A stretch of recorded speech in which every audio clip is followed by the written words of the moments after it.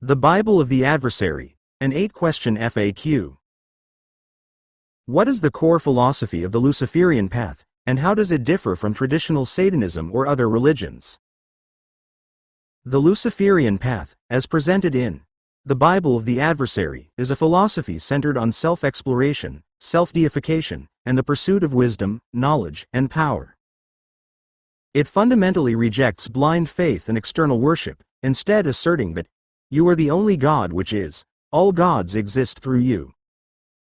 This means that Luciferians do not worship Satan in the Christian sense, but rather view Lucifer and other adversarial archetypes, like Ahriman, Lilith, Samael, as symbols of self-transformation, rebellion with purpose, and balanced development of both light and darkness within the individual. It distinguishes itself from monotheistic religions, Christianity, Buddhism, Islam, by embracing instinctual desires and self-preservation, which these other faiths often condemn. Unlike traditional Satanism, which some might associate with evil or simple opposition to Christianity, Luciferianism defines black as wise or understanding, emphasizing hidden wisdom and self-mastery. It is a path of self-imposed rebellion to bring forth strength and wisdom, incorporating useful techniques from diverse cultures and religions, e.g., Buddhist meditation, while discarding dogmatic or slave-creating doctrines. The ultimate goal is personal godhood, achieved through experience, self-accountability, and a balanced gratification of both physical and spiritual aspects. How do Luciferians understand and interact with gods and spirits within their practice? Luciferians view gods and spirits primarily as deific masks, archetypes, energies, or forms that represent different aspects of their own character, including subconscious and latent powers. These are not external entities to be worshipped in a supplicative manner, but rather internal forces to be explored, understood, and integrated. The adversary, in its various forms like Lucifer, Ahriman, Lilith, Samael, Set, or Hecate, is understood as a transcultural symbol of self-liberation and self-deification. Theistic Luciferians may believe in the adversary as an external force, but still emphasize that this force must first be discovered within. Atheistic Luciferians view these archetypes as purely symbolic of self-excellence. Interaction with these deific masks is often through assuming God forms and invoking deity into the self, which means drawing upon and embodying these powerful qualities from within. This polytheistic interpretation allows for flexibility, enabling individuals to connect with different deities at various points in their lives based on personal need and resonance. Rituals, such as the lesser encircling rite of the Luciferian or invocations of clepothic forces, are seen as means of achieving nosis, spiritual connection, and activating these internal energies to effect change in accordance with one's will. What is magic in the Luciferian context, and what are its primary objectives? In Luciferianism, magic is defined as the art of causing change internally and externally in accordance with the will. It is considered both a science and an art, aimed at transforming the self into a state of divine consciousness and assisting the Luciferian in their personal development. The primary objectives of Luciferian magic are self-ascension and transformation. Magic is a tool for developing the self to become the brightest star of Lucifer, achieving personal godhood and refining consciousness. Self-liberation. It helps individuals break free from restrictive beliefs, societal norms, and guilt. Behavioral modification. Magic is used to examine and modify deep-seated behaviors, channeling them into productive areas of life. Spiritual communication. It facilitates spiritual connection and experience with Luciferian currents, gods, demons, and goddesses, always recognizing that these connections originate within the self. Enhancing personal attributes. Magic builds confidence, charisma, and strengthens the ego, serving the needs of the individual. Defining possibility. It helps the practitioner understand and manifest what is possible in their life through focused will. Balancing carnal and spiritual. Luciferian magic ensures a balanced gratification of both physical desires and spiritual illumination, viewing them as inherently connected and mutually nourishing. Experiential validation. It emphasizes personal experience and validation over blind faith, encouraging the practitioner to experience and affirm it yourself. The term, black magic, in this context is redefined. It does not denote malefic or negative workings, but rather refers to self-awakening and isolate workings with the adversarial current, with black signifying hidden wisdom. What role do darkness, chaos, and predatory instincts play in Luciferian ideology? Darkness, chaos, and predatory instincts are not viewed as inherently evil but as fundamental and empowering aspects within Luciferian ideology. Darkness. It is considered the essence of creation, the beginning and end, and the literal source from which everything emerges. Azothoth. To deny darkness is seen as accepting a death sentence. The Luciferian seeks to explore and understand the darkness within to grow stronger and wiser. The black flame symbolizes consciousness and the passion of the spirit, which is kindled from darkness. Chaos. Chaos is embraced as the rule and the law, and the state from which new order can arise. Archetypes like Tiamat, the primal abyss, and Karanzan, a demon of chaos, are recognized as powerful forces that the Luciferian can temper and use to shape reality. Predatory instincts. These are central to the vampire archetype within Luciferianism, not involving physical blood drinking. The Luciferian recognizes and harmonizes with their predatory instincts, training the mind to think as a devouring spirit. This predatory spirituality emphasizes consuming and manipulating energy, astral body or chi, etheric force, to increase one's own power and strength. It's about self-preservation, the continuation of consciousness, and the desire to become stronger and more powerful, standing outside the herd of society. This perspective actively challenges the notion that such instincts automatically lead to hatred of mankind, instead asserting that the Luciferian loves life and seeks personal empowerment. What is Luciferian nosis, and how is it attained? Luciferian nosis is described as an essence without context, a profound state of altered consciousness and spiritual connection where mind and intuition complement rather than negotiate. It is the point where the self directly accesses the causal, by merit of successful self-initiation, fueling the creative impulse and removing the need for inner justification. It is ever renewing from a wellspring of masked and ever-present forces. Attaining Luciferian nosis involves a multi-step process focused on self-control and disciplined practice. Physical discipline.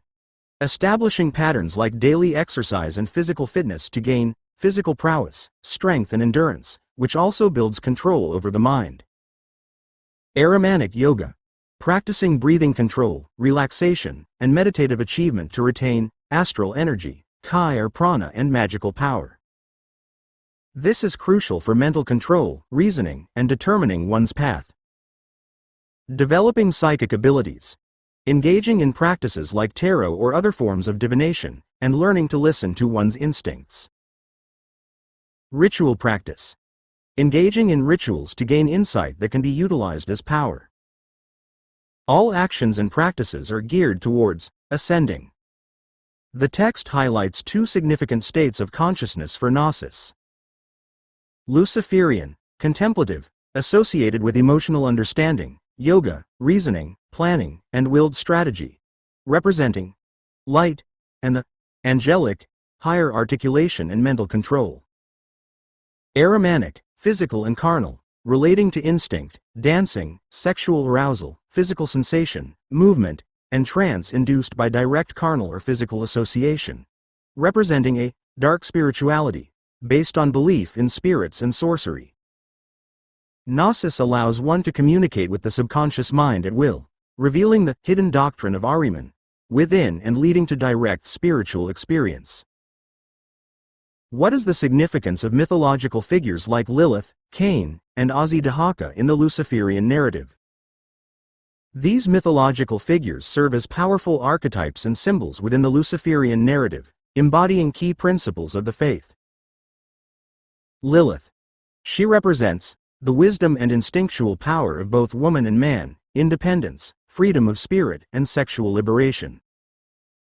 As the fiery bride of Samael, she is seen as the feminine motivator of all life, embodying the darkness surrounding the light of godhood.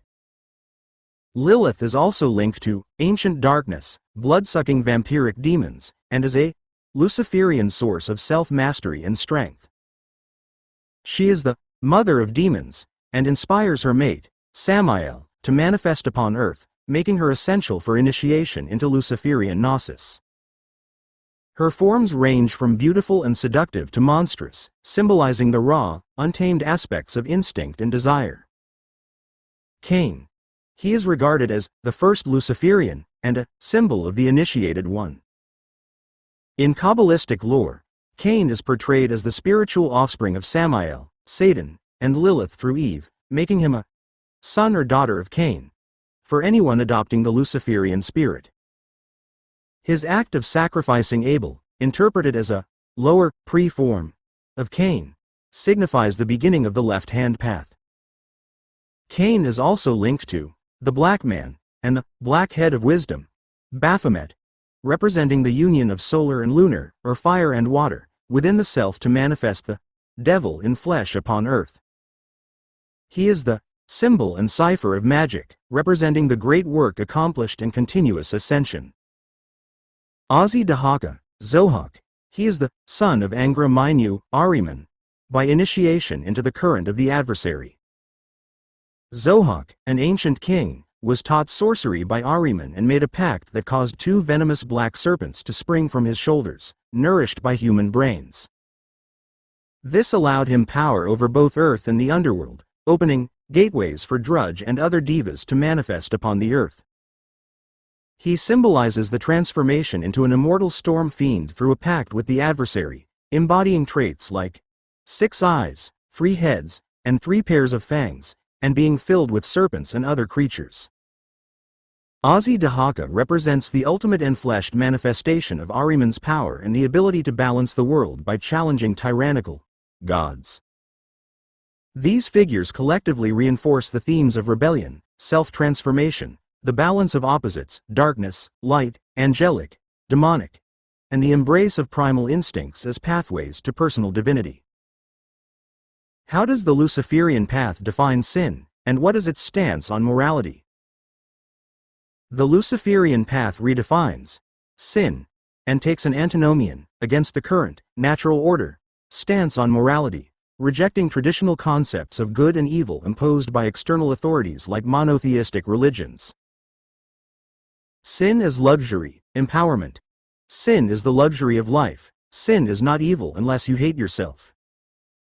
Actions traditionally deemed sinful, like unbelief, lust, sodomy, or tyranny, are reframed as aspects that can lead to personal development, progression, and the fulfillment of desire. For instance, unbelief is celebrated as the gift of the thinking mind that encourages questioning and resilience. Lust is seen as a motivational desire which causes progression. Individual morality. The Luciferian is encouraged to define their own moral compass in a truly individual manner. Instead of a cosmic boogeyman or spiritual punishment, the emphasis is on self-accountability. What they do causes a reaction. Thus thought should be applied before he or she takes an action which could cause a guilty reaction. Law of the Talon. This principle dictates that justice should be exercised based on action and reaction, rather than external religious laws. Self-defense and ruthlessness against enemies, who can also be useful teachers, are embraced. No blind faith. The rejection of blind faith extends to morality. Luciferians validate results through experience, choosing their own destiny based on personal choices and what serves their spiritual and carnal needs. Embracing corruption. Human nature should be corrupted so the Yazids, angels of Ahura Mazda, the enemies of the archdevas, may not dwell in the human body, that demons or archdemons may reside in the body. This means embracing a full life, strengthening mind and body, and following instincts, as a defiance against perceived spiritual sickness from narrow-minded ways. In essence, Luciferian morality is self-determined, pragmatic, and focused on personal strength, wisdom, and the gratification of life in a balanced way, free from guilt imposed by external dogma. What are the key elements and tools used in Luciferian rituals, and how are they consecrated? Luciferian rituals utilize various elements and tools, which are seen as expressions of your will, and symbols representing something deeper within. Consecration aligns them with the practitioner's intent and mind. Key elements and tools include the temple. This refers to the physical area of working, or even purely the practitioner's mind. It's a space for manifesting will. Altar. The area where the sorcerer projects their will. It should be adorned with items signifying the Luciferian's desires and aims, often representing mastery of the earth and belonging to Belial. If a physical altar isn't possible, a visualized one can be used. Altar cloth, banner, features symbols representing the initiatory work, such as the Algol, Chaos Star with inverted pentagram, or Infernal Union sigils, symbolizing the adversary, self-transformation, and the union of opposites. Athame or sword, represents the Luciferian's will, desire, and power to achieve. It symbolizes higher elements of the mind, and is used for transformative magic. Consecrated by charging before a ritual to align with intent. Barbarous dagger of evocation, a bestial or demonic-looking blade used for barbarous works of evocation, calling spirits out, in Therionic or Yatuki sorcery. Pointed towards the sigil or object of the rite.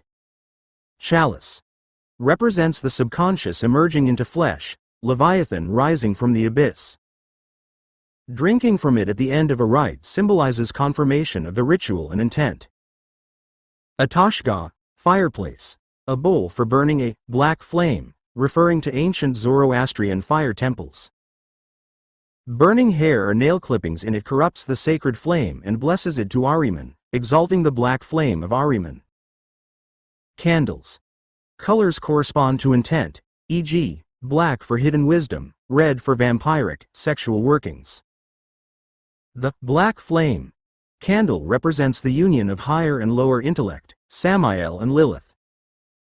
Bell. Used to signify command of the astral plane and mark the beginning, end of a rite, creating a calming and attentive point for magic. Incense. Sets the mood and intent, utilizing smell for imagination.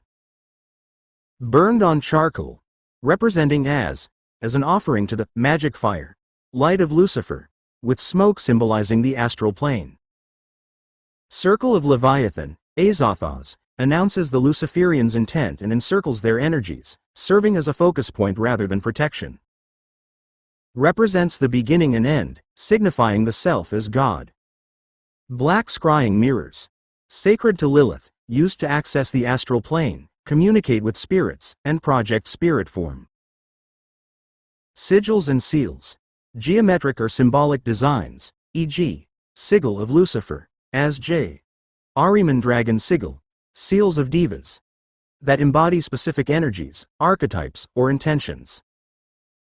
They are charged during rituals to activate the subconscious and manifest desires. Consecrated by drawing them, focusing intent, and sometimes burying them with personal offerings, like hair or nails, to the earth's drudge. These tools, combined with chants, steodas, shadow tongue, visualization, and disciplined focus, enable the Luciferian to compel desire into being and achieve self-transformation.